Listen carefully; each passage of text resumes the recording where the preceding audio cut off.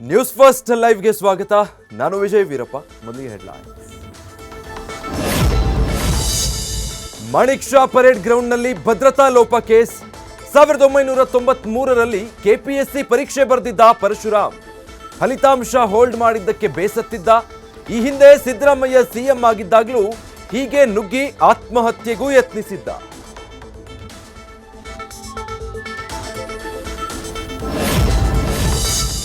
ಸಂಸದ ಬಿವೈ ರಾಘವೇಂದ್ರರನ್ನ ಮತ್ತೊಮ್ಮೆ ಗೆಲ್ಲಿಸಿ.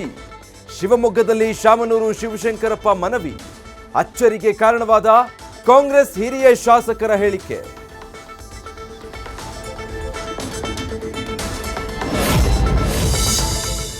ಸಮಾಜದ ಹಿರಿಯರು ಅಭಿವೃದ್ಧಿ ಕೆಲಸ ನೋಡಿ ಹೇಳಿದ್ದಾರೆ. ಬೇರೆ ಪಕ್ಷದಲ್ಲಿದ್ರೂ ನೇರ ಮಾತಾಡಿದ್ದು ನನ್ನ ಪೂರ್ವ ಜನ್ಮದ ಫಲ. ಶಾಮನೂರು ಹೇಳಿಕೆಗೆ ಧನ್ಯವಾದ ತಿಳಿಸಿದ ಸಂಸದ ಬಿವೈ ರಾಘವೇಂದ್ರ.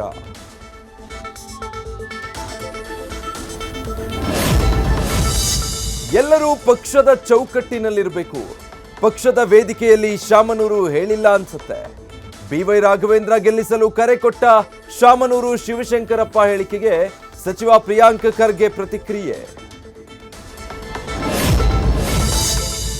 ಜಗದೀಶ್ ಶೆಟ್ಟರ್ ಪಕ್ಷ ಬಿಟ್ಟ ಬೆನ್ನಲ್ಲೇ ಫುಲ್ ಅಲರ್ಟ್. ಹುಬ್ಬಳ್ಳಿ ಧಾರವಾಡ ನಾಯಕರಿಗೆ ಡಿಕೆಶಿ ಬುಲಾವ್. ಪಕ್ಷ ಸಂಘಟನೆ ಸೇರಿ ಹಲವು ವಿಚಾರ ಚರ್ಚೆ.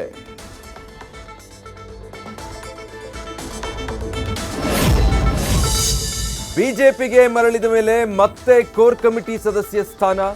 ಲೋಕಸಭೆ ಚುನಾವಣೆ ಹಿನ್ನೆಲೆ ಪಕ್ಷ ಸಂಘಟನೆ ಬಲವರ್ಧನೆಗೆ ದುಡಿಸಿಕೊಳ್ಳಲು ಪ್ಲಾನ್. ಮತ್ತೊಮ್ಮೆ ನಿಜವಾಯಿತು. ನ್ಯೂಸ್ ಫಸ್ಟ್ನ ನಿಖರ ವರದಿ. ಬೆಳಗಾವಿ ಜಿಲ್ಲೆಯಲ್ಲಿ ಬಿಜೆಪಿಯಿಂದ ಘರ್ವಾಪ್ಸಿ ಅಭಿಯಾನ. ಶೆಟ್ಟರ್ ಬೆನ್ನಲ್ಲೇ ಸವದಿ ಸೇರಿ ಮೂವರು ನಾಯಕರನ್ನ ಕರೆತರಲು ಕಸರತ್ತು. ವಿಶ್ವನಾಥ ಪಾಟೀಲ್, ಮಹಾದೇವಪ್ಪ ಯಾದವಾಡ ಮನವೊಲಿಕೆಗೆ ಯತ್ನ.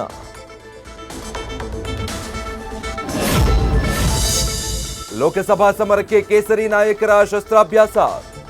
ಇವತ್ತು ಮಹತ್ವದ ರಾಜ್ಯ ಬಿಜೆಪಿ ಕಾರ್ಯಕಾರಿಣಿ ಸಭೆ. ಅರಮನೆ ಮೈದಾನದ ಗಾಯತ್ರಿ ವಿಹಾರದಲ್ಲಿ ಲೋಕಸಭಾ ಎಲೆಕ್ಷನ್ ಸಂಬಂಧ ಚರ್ಚೆ.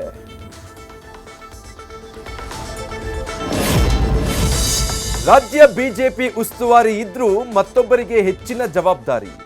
ಅರುಣ್ ಸಿಂಗ್ ಸ್ಥಾನ ತುಂಬಲಿದ್ದಾರಾ ಭೂಪೇಂದ್ರ ಯಾದವ್? ಸಿಂಗ್ ಅನುಪಸ್ಥಿತಿ ನಡುವೆ ಇವತ್ತು ಯಾದವ್ ನೇತೃತ್ವದಲ್ಲಿ ಕಾರ್ಯಕಾರಿಣಿ ಸಭೆ.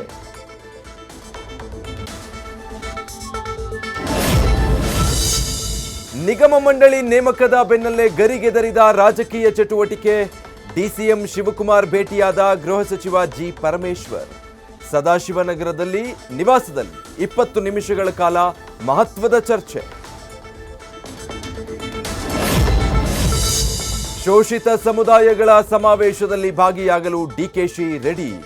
ಕಾಂತರಾಜ್ ವರದಿ ತಿರಸ್ಕಾರ ವಿಚಾರದಲ್ಲಿನ ಆಗ್ರಹದ ಡ್ಯಾಮೇಜ್ ಕಂಟ್ರೋಲ್ಗೆ ಪ್ಲಾನ್.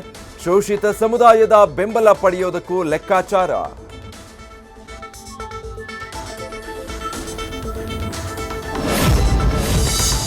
ಬಿಹಾರ ರಾಜಕೀಯದಲ್ಲಿ ಎದ್ದಿರುವ ಬಿರುಗಾಳಿ. ಮಮತಾ ಬ್ಯಾನರ್ಜಿ ಬಳಿಕ ಇಂಡಿಯಾ ಮೈತ್ರಿಕೂಟಕ್ಕೆ ದೊಡ್ಡ ಶಾಕ್ ಕೊಟ್ಟ ನಿತೀಶ್ ಕುಮಾರ್. ಮತ್ತೆ ಬಿಜೆಪಿ ಜೊತೆ ದೋಸ್ತಿ ಬಗ್ಗೆ ಇವತ್ತೇ ಆಗಲಿದೆ ಫೈನಲ್ ನಿರ್ಧಾರ. ದೈವ ದೇವಸ್ಥಾನಗಳ ನಿಯಮಗಳು, ದೇವಾಲಯಗಳಲ್ಲಿ ಧಾರ್ಮಿಕ ಶಿಕ್ಷಣ, ಧರ್ಮ ಜಾಗೃತಿ ಆಂದೋಲನ ನಡೆಸೋದಕ್ಕೆ ಸಿದ್ಧತೆ. ಮಂಗಳೂರಲ್ಲಿ ಹಿಂದೂ ಜನಜಾಗೃತಿ ಸಮಿತಿಯ ಸಭೆಯಲ್ಲಿ ಮಹತ್ವದ ನಿರ್ಣಯಗಳು.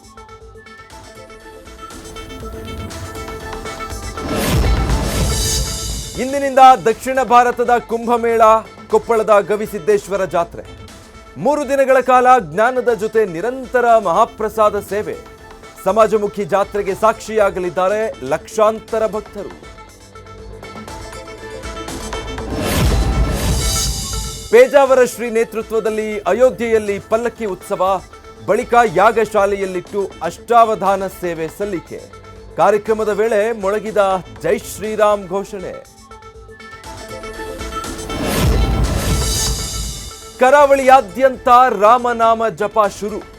ಮಂಗಳೂರು ಬಂದರಿನಿಂದ ಹೊರಟ ಬೋಟ್ಗಳಲ್ಲಿ ಹಾರ್ತಾ ಇದೆ ಶ್ರೀರಾಮನ ಪತಾಕೆ. ದಕ್ಷಿಣ ಕನ್ನಡ ಜಿಲ್ಲೆಯ ಎಲ್ಲ ರಾಮ ಮಂದಿರಗಳಲ್ಲಿ ಭಜನೆಯೂ ಜೋರು. ಹಂಪಿ ವಿರೂಪಾಕ್ಷ ದೇವಸ್ಥಾನದಲ್ಲಿ ವಸ್ತ್ರ ಸಂಹಿತೆ ಜಾರಿ, ದೇವಸ್ಥಾನದ ಆವರಣದ ಒಳಗೆ ತುಂಡುಡಿಗೆಗೆ ನಿಷೇಧ. ಪಂಚೆ, ಧೋತಿ, ಸೀರೆಯಂಥ ಸಾಂಪ್ರದಾಯಿಕ ಬಟ್ಟೆ ತೊಡಲಷ್ಟೇ ಅವಕಾಶ.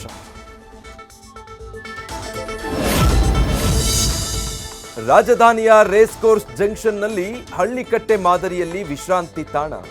ಪಾದಾಚಾರಿ ಮಾರ್ಗ ವಿಸ್ತರಣೆ ಹಿನ್ನೆಲೆ ಕಿರಿದಾಗ್ತಾ ಇದೆ ರಸ್ತೆ. ಅವೈಜ್ಞಾನಿಕ ಕಾಮಗಾರಿ ಅಂತ ಬಿಬಿಎಂಪಿ ವಿರುದ್ಧ ಆಕ್ರೋಶ. ನೇರಳೆ ಮಾರ್ಗದಲ್ಲಿ ಮೆಟ್ರೋ ರೈಲು ಸೇವೆಯಲ್ಲಿ ವ್ಯತ್ಯಯ. ಎಂಜಿ ರಸ್ತೆ ಮತ್ತು ಬೈಯಪ್ಪನಹಳ್ಳಿ ನಡುವೆ ಮೆಟ್ರೋ ಸೇವೆ ಇರಲ್ಲ. ಮಧ್ಯಾಹ್ನ 1 ಗಂಟೆವರೆಗೆ ಪ್ರಯಾಣಿಕರು ಸಹಕರಿಸುವಂತೆ ಮನವಿ.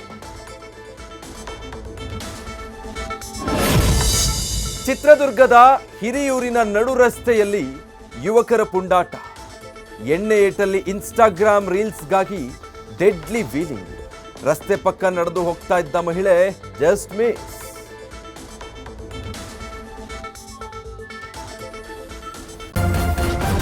ನ್ಯೂಸ್ ಫಸ್ಟ್ ನಿರ್ಭೀತಿಯಿಂದ ನಿಮ್ಮ ಪರವಾಗಿ.